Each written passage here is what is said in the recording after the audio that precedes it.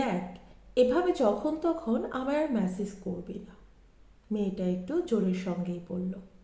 ছেলেটা নিরুত্তর। আমার স্বামী দেখলে রেগে যাবে, ও এসব পছন্দ করে না, মেয়েটা আবার বলল।